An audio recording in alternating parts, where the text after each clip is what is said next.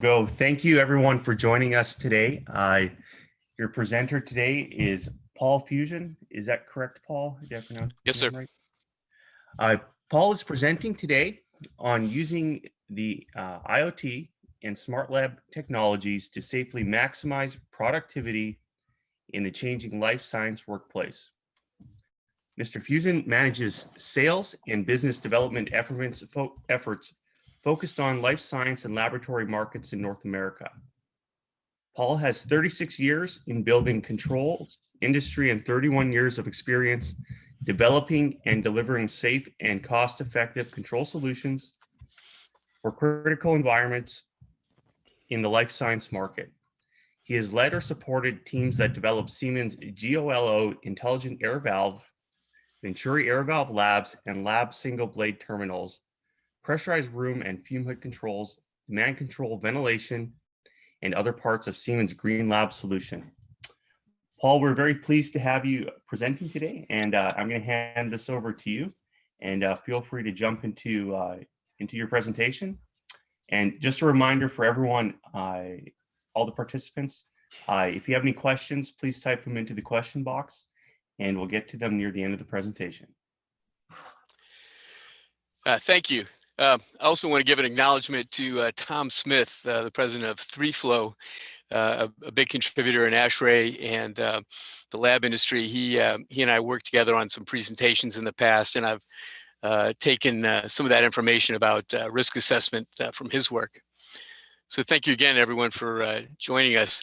We're going to talk about exposure risks in life science facilities, both the ones that were sort of old-fashioned and the newest ones that present themselves in the current pandemic. We'll talk about a risk-based approach, a systems-based risk assessment approach to looking at the situations and coming up with the best strategies for mitigating those risks. I'm going to give you the punchline. Ventilation is very important to mitigating those risks. And one of the things we want to look at is how to test the effectiveness of the ventilation strategies we've put together.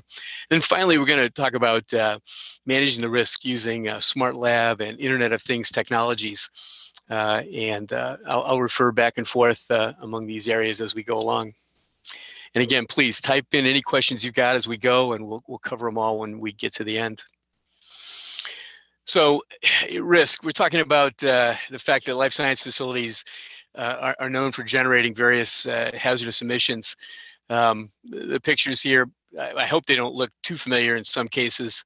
There's biological areas, often pressurized, monitoring to make sure the pressurization's running properly.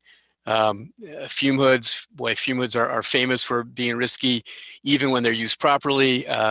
I can't disclose who was using this hood last on the right, but I think they're still alive. And then today we're dealing with aerosolized pathogens. And one of the interesting problems is in the past we had to deal with sort of fixed sources of emissions.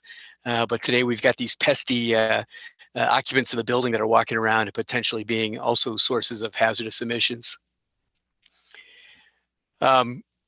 We could do a whole webinar on just how to put together an assessment and mitigation a risk plan, but I just wanted to step through these things as we go along.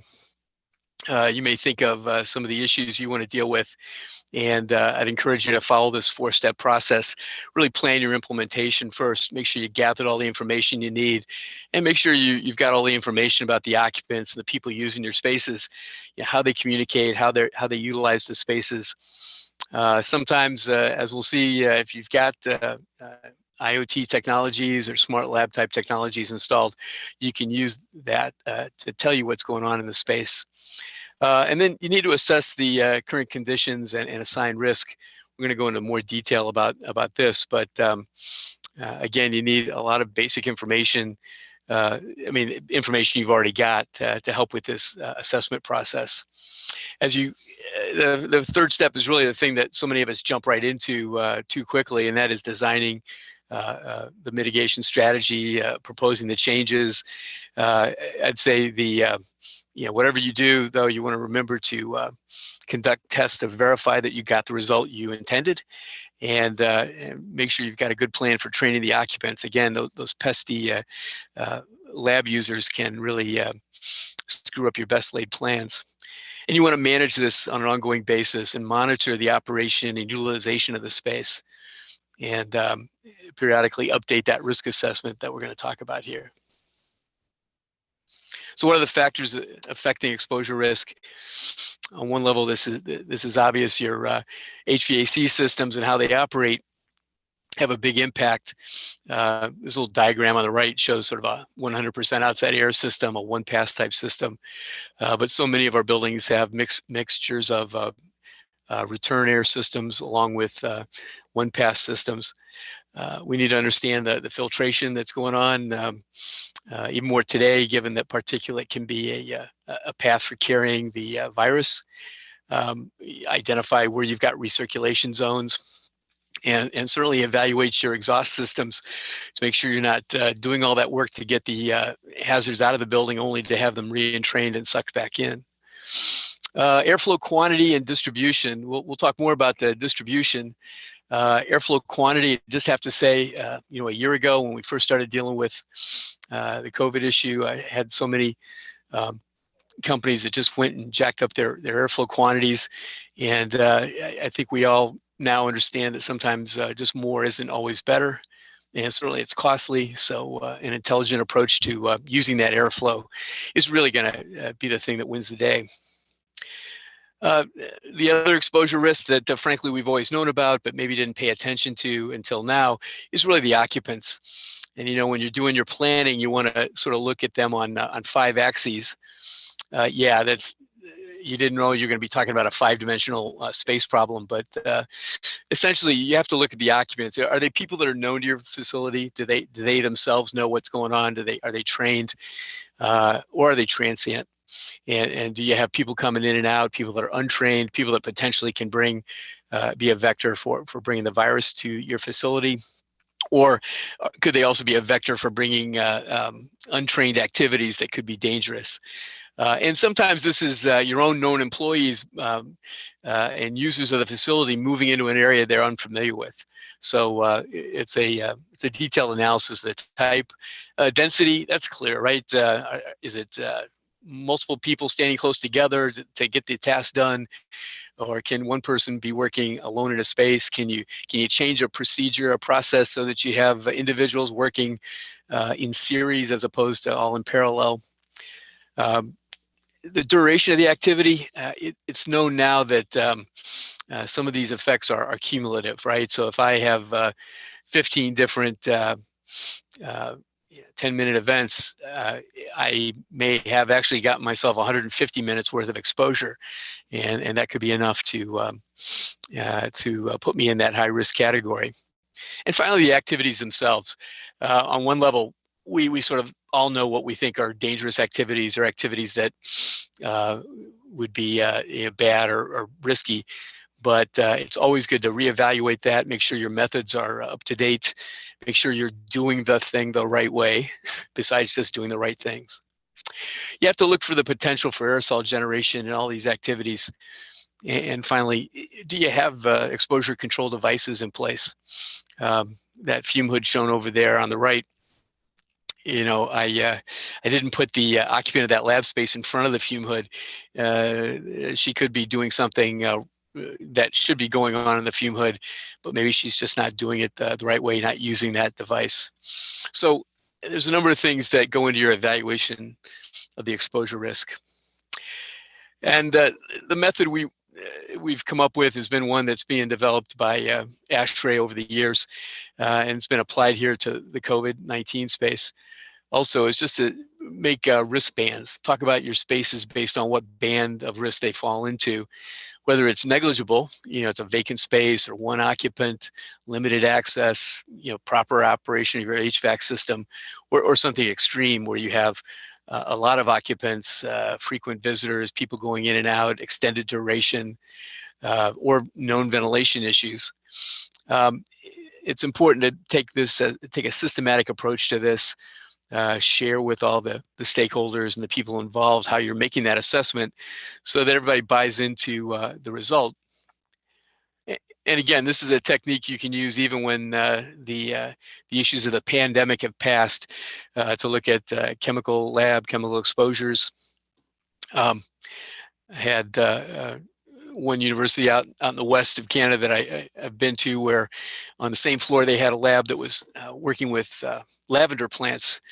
And just down the hall, a few doors, they had a lab that was working with geological samples. In geology, they were using acids to break down these samples, and they had gotten pretty used to using the acids. And when they needed to really break down a big sample, they just used more acid. And people were very comfortable that this guy knew all the safety procedures, except that when a new person to the space walked in, you could taste tin in your mouth, and you knew that it was basically a higher exposure going on. Down in the lavender lab, the problem was people complained that it smelled bad or smelled too much like lavender. And so they had already increased the airflow rates down in that lab.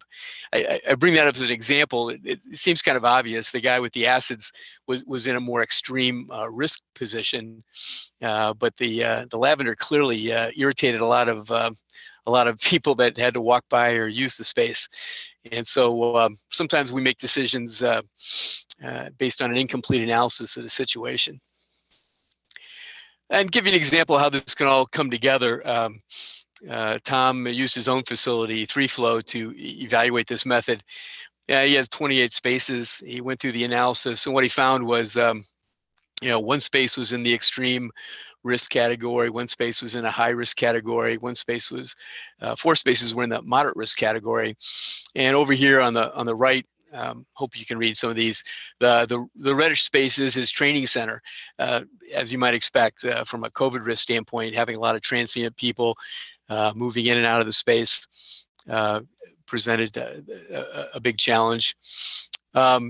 Moderate risk spaces, his reception area, some offices where he had some interaction, and the lab space where he would test certain things. So obviously the reception area because of transient people coming in, the lab space because of the activities that were being done in those spaces. So this is how you can kind of end up with the concept of moderate risk for different reasons. And again, that's important to write down your analytical approach. So once you've done that risk assessment, now what? I'm kind of putting in a plug here for masks and face coverings, administrative controls. We should all have been doing this all along, and there's plenty of guidelines out there, including information being published by SL Canada. Just want to let you know, never let down your guard. Always consider this in looking at your building systems. As we go along, we're going to consider some airflow modifications for those high-risk areas. We're going to look at other types of approaches to cleaning the air, deactivating the virus potentially. Whatever it is you end up deciding on there, I want to say the most important thing to do is test and verify that you are getting what you intended. And to use that, I just want to switch over to the conversation now about ventilation effectiveness. Airflow distribution does affect how the contaminants are diluted, removed, and ultimately how the occupants are exposed. Over on the left picture, we've seen this kind of lab before. People working at the lab have that supply air coming into the space behind them. People may not have noticed, but when they're in a cooling situation, the airflow pattern looks different than when they're in a heating situation or when it's warm in the space. Over on the right picture, here's an example of a supply diffuser and an exhaust diffuser that end up being so close together, it really sort of short circuits and reduces the amount of mixing in the space or the amount of ventilation passing through the space. And you can see there's gas bottles, there's work that's going to be done on these benches, as well as a fume hood down the way. So just by inspection, you can see that there's some challenges to getting the air to move where you want it and to do the job that you wanted to do. Another idea of this is looking at just the diffusers themselves and the placement. On the traditional induction diffuser example here, they've mounted it over a bench, person working at the bench, basically whatever they're working on, or making lunch, whatever it is, those odors, those exposures are going to be shared in the whole space. If you move to something like a displacement type of diffuser, and there's been a number of those used over the years, and there's some with directionality, you can set them up to blow sort of one direction.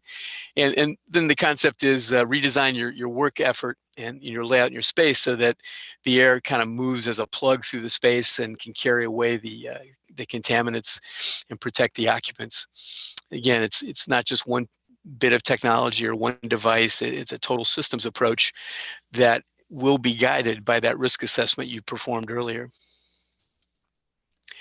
In terms of testing, there's a method out that's being proposed for wider use for testing ventilation effectiveness. It involves vaporizing IPA, and no, that's not beer, that's isopropyl alcohol. God, we do lots of testing. We'd have much safer places if beer was involved, I imagine. We test close to where people would be working. We test far out in the edges. We even look at how much migrates to other zones, other spaces, and develop an overall average number. And then we plot this against the sort of theoretical mixing. This solid line here represents the idea of the exposure starts, the concentration in the space rises, the exposure stops, the generation of the contaminant stops, and the exposure begins to decay down. And this would be what you get if you had perfect mixing in the space and you just kept bringing in outside air and mixing and having it decay down. The dark line represents what's actually measured. They did testing with two examples of a more traditional type of diffuser there and a displacement type of diffuser. And what you see here is the concentrations went up fairly quickly, came down fairly quickly compared to, in the other case, the exposures went up, but followed more along that perfect mixing line and then decayed a little bit faster than the other. The concept of comparing this to the theoretical lets you basically have a standard for comparison.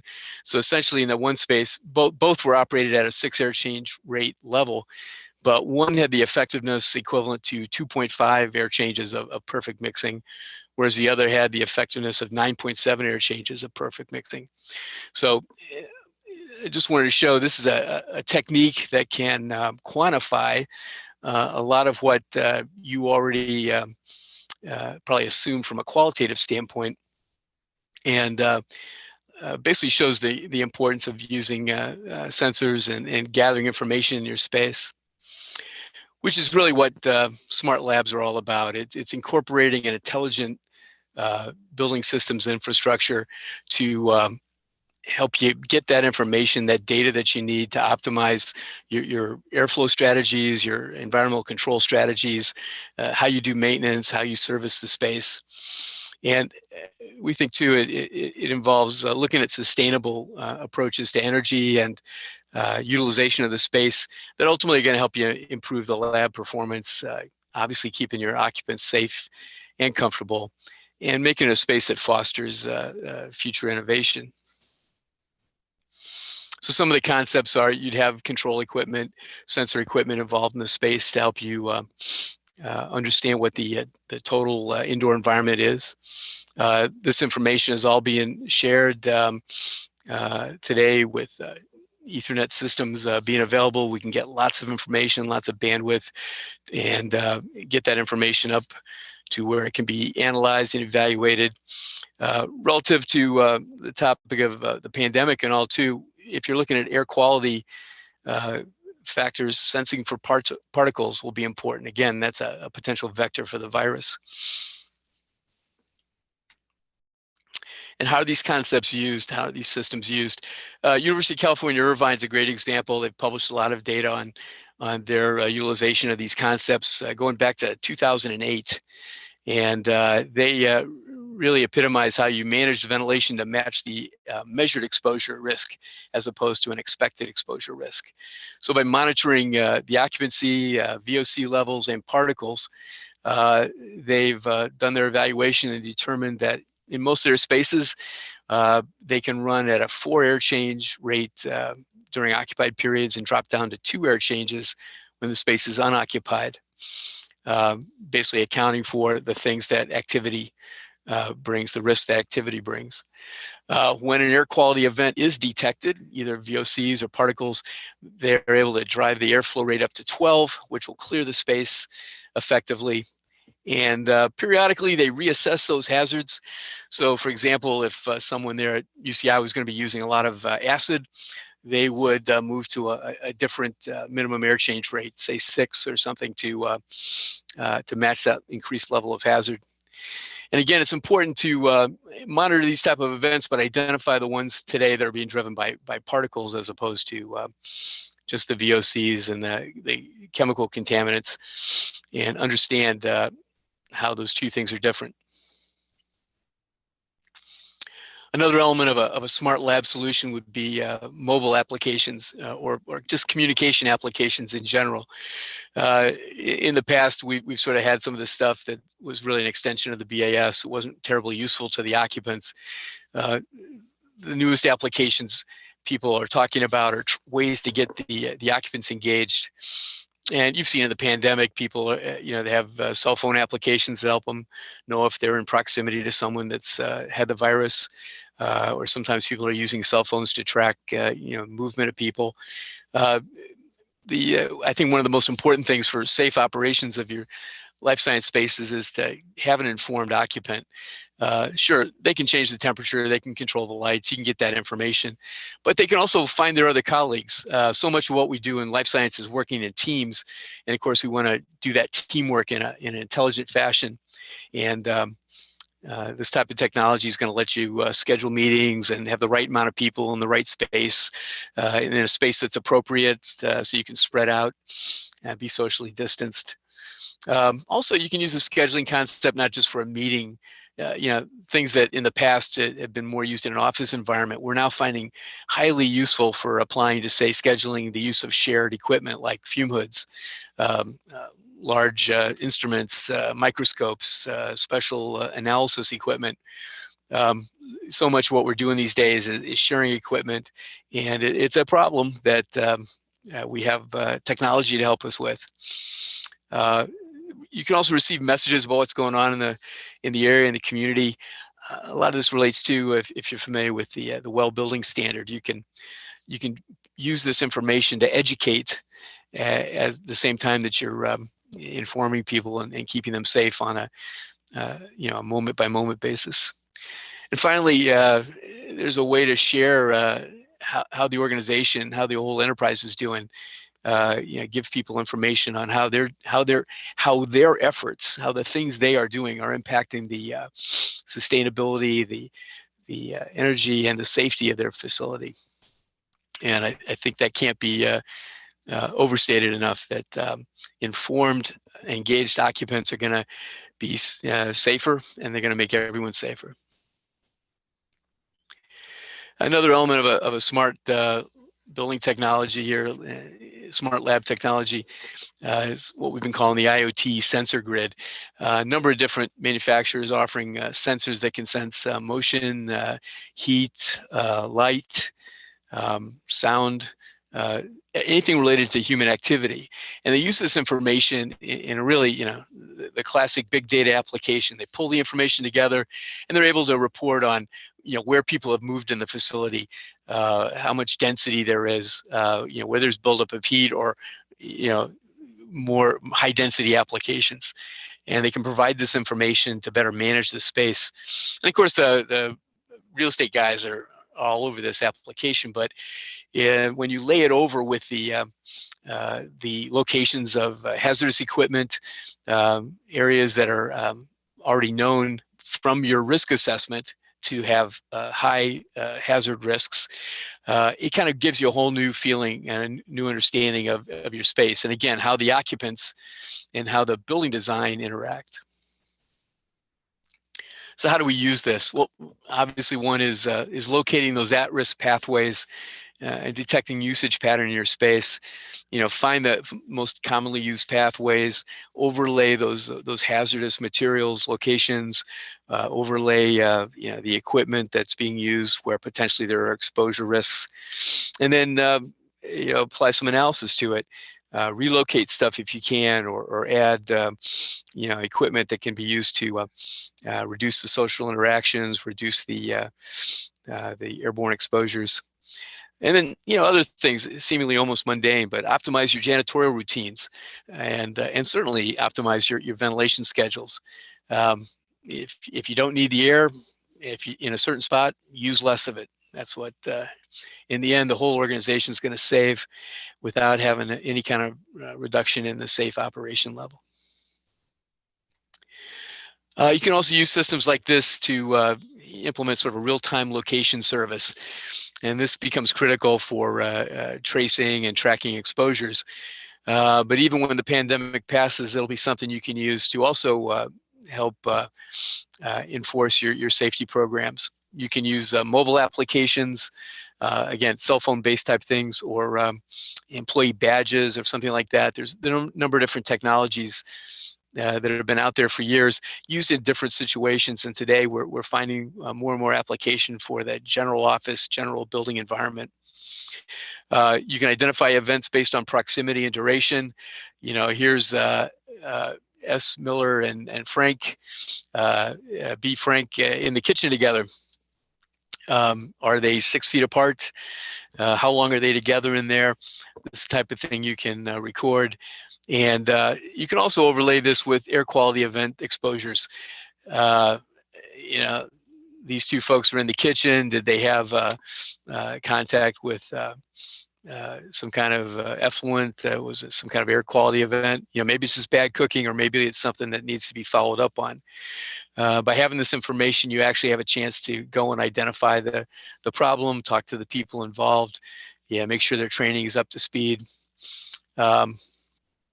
Now this information then gets shared in a database and analyzed, and you could look at who's been where relative to how many people have come in contact with this individual, and you can do this in a way that protects a person's privacy. A number of different details there, but the idea is it's a lot of data. It's a big database for sure, but that's the secret. Our smart technologies today are smart and cost effective for handling these large amounts of data. So how can we put this all together? We can mesh the space utilization applications with mobile applications, along with our environmental quality sensing technologies, to really dynamically control the airflows, but also update our plans. For example, if you detect a chemical hazard event, you're going to increase the amount of airflow. This is an excerpt from a study by Yale that talked about how different airflow rates in their labs cleared the space out. There's going to be science behind that when you pick an airflow rate. But the idea is you detect some event, you clear the space. What do you do next, though? I've seen these systems used, and the occupants become sometimes immune to what's going on. They don't even notice the air change rates have gone up. But with this technology, you'll be able to communicate with the users that there's been an air quality event. Some people do things like change the light color, or flash the lights, something that's relatively innocuous, but brings people attention to what they're doing. Or using the smart technologies, you can communicate with a smartphone, and at that point, ask for immediate feedback. I think that's the greatest promise of what we've got in these new technologies, is that we're going to be able to get information back to the people that are set the safety standards, set the program standards, and will involve those occupants. And again, if they know there's some kind of chemical hazard been sensed, they look around, they see their coworker Johnny has left the top off of something. That's one thing. Someone's doing something dangerous out on the bench instead of in the hood. It's not like ratting on your colleague. Maybe they walk over and just say something. so there's some organic change in behavior, but also a way to track it. And then finally, all that information gets collected and pushed back into your roadmap for your lab ventilation management plan, which you should have built after doing a risk-based analysis of the hazards in the space. It all ties together. So in conclusion, life science facilities have a wide array of possible exposures, both those generated by the science and by airborne pathogens, as we've seen in the pandemic. And you can apply smart lab and IoT technologies to help you identify, reduce, and manage those exposure risks. I encourage you to build an airflow management plan that supports your response to aerosol pathogens, as well as to the regular old exposures that come with the science and the mission of your facility. Start that process. Do that detailed multi-factor risk analysis.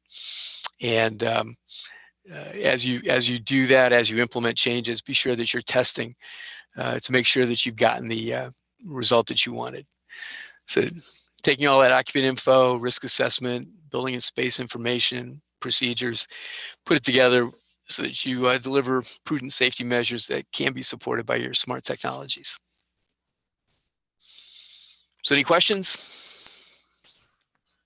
Thank you, Paul. That was a great presentation. I don't see any questions in the question box, but I do have one hand raised.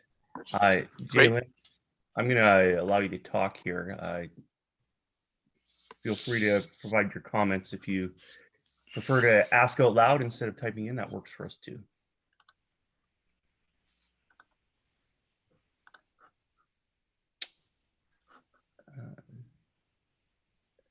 Paul, while we wait for some questions to roll in, I guess maybe just some background on where have you applied a lot of these solutions across Canada and United States, North America based primarily? Well, I think you've had some presentations by various people from University of Toronto. I know we're using some of the indoor environmental quality monitoring out at the Scarborough campus there and the Mississauga campus. Out west, University of British Columbia, Okanagan, and in Kelowna is stepping up, looking at using more of these technologies. They've been evaluating a few, and I think they're finding this question about risk assessment is an important one. Not all labs are created equal, and it's a tie-in both with technology and not applying technology just for the sake of that, right? It's applying the technology to the spots with the biggest hazards. All right. So the question is on the VEFF kind of part of the presentation. What is the brand name or perhaps kind of type of VEF diffuser being referred to? I don't know if it's appropriate to share a brand name here in this unit. It's there's a number of different styles and types that have been out there. Some are being made with kind of fabric type of outlets. Some are using perforated plate technologies. If you want to send me an email, I'll be happy to share with you more information on this stuff. I'd say we've had these kind of diffuser technologies around in different shapes and forms for a long time. It's the idea that maybe something that had been used previously in sort of a big open office application, now looking at using it in a lab or a life science type application. I think that's one of the key messages too. And that slat type diffuser, that traditional induction diffuser, I'm amazed that there's been so many improvements made to that technology, but they often get misapplied still. So, okay, cool. That is it. Oh, she said thank you. Here we have another question. What are your thoughts on low volume fume hoods and risk involved storing lower state energy? Yeah, so fume hood testing is is an area that's been being worked on, by professional organizations and the manufacturers for years. I have to tell you, I did a project with a fume hood 30 years ago. It was made by a company called American Desk. I don't know if they're still in business or not, but that was exactly how many fume hoods they had made. They had not made one until then, and there were so many things about the fume hood that didn't work. Whereas today, everybody making fume hoods have pretty sophisticated testing facilities. They understand the aerodynamics required, and so fume hoods that are being marketed as low flow hoods, the manufacturers have done their homework. They've reduced the aerodynamic dams and things that cause recirculations and leakage, and there's test standards for testing that and demonstrating that. Europeans have a little different approach to testing that, and there's been a lot of work done on showing how those two different standards harmonize. And I guess the issue would be it's okay to design for lower volumes, lower velocities, if you also follow up with the other things. So, for example, all those hoods usually have some kind of a line or some marcation that says don't put any apparatus closer than 6 inches from the base of the sash. We've also got things where, as you saw in that beginning of the ventilation effectiveness section, if you have a supply diffuser too close to the hood, it can be the best hood that works, in the lab test situation. But when you put the real life diffuser blowing right into it, it's going to upset that airflow. So all those technologies, I mean, they're great. People can buy a fume hood today that uses literally half the airflow that it did 30 years ago to accomplish the same solution. And we still have all the same ways we can screw up the installation or the use of the equipment and compromise those safe operations. Yeah, right. And I do think too, just to kind of add on to that, make sure that your fume hoods are actually driving your ventilation rates. And because if they're not, you can spend a ton of money on a fume hood that's not actually helping out. It's a good point, Kevin. I just saw a lab that had a bunch of 4-foot hoods, and I have to admit, it'd been a long time since I'd seen a small hood like that, and there were a couple of them peppered in this space, and they spent a lot of money on the fume hood control. And running some simple numbers off the back of the envelope, it was clear that the open and closed, the fume hood it didn't even dent the air change rate in this space. And I felt kind of bad because, I mean, I don't mind selling people things, but it's this whole concept of risk assessment that we were talking about here. If you think fume hood control and containment is important, gosh, do that. But believe me, there are constant volume hoods that contain the fumes just as well as a variable volume hood, but used in the right context. I think, Kevin, that's what you're talking about too, is spend the money where it's going to get you the most impact for the whole job, the whole space. And my apologies to all the fume hood manufacturers if I've said something wrong. You've got my email, you can light me up. That's a very good point by yourself, Paul and Kevin. The flow drivers for the space, and of course with reference to the risk assessment as well. We don't have any further questions typed in. However, on the panel as well is Sam Bose and Kevin Shea, who we just heard from as part of the SLCAM Professional Development Committee.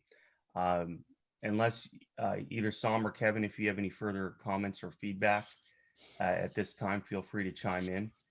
And if not, I think we're pretty much ready for any closing remarks, Paul. Well, thanks. Again, I may have spoken too quickly and not spent enough time talking about some of the risk assessment concepts early on. I can't tell you how important it is to go back and take another look.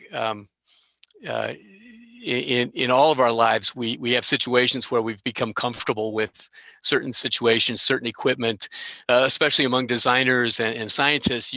You've spent your whole life getting trained, and you feel like this stuff, cold. And what we've seen is, between the pandemic and changes in science, something every day is going to change that potentially can have an impact on your safety and the safety of the people you work with. So it's worth going back and doing that assessment of what's going on in your space. Write down a plan for how you want to use airflow in these labs. Really document it. And maybe you already have a plan like that. Then go back and make sure that it's still appropriate for your situation and it's appropriate for the current risks. With that, thanks very much. All right. Thank you very much, Paul. Again, great presentation. You had your contact info up on the screen for quite a time there, and perhaps here again. Anyone else on the presentation, feel free to contact Paul if you have any further questions. And we're going to close things out. Thanks and have a great day.